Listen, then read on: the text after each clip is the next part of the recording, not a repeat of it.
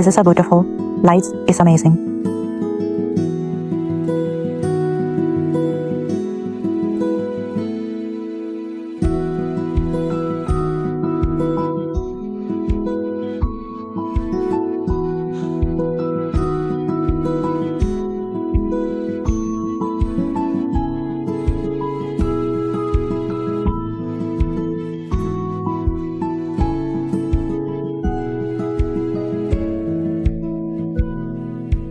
Today we are installing these beautiful lamps. The first thing we need to do is identify the positive wire, which is marked with white letters.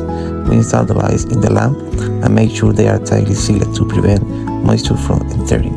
We place the light fittings at each end. Then we connect the wire from each lamp to the main wire. We secure the lamp to the correct size and use a level to make sure it fits properly. We use a drill to secure it to the wall, reinforce the positive and positive wires.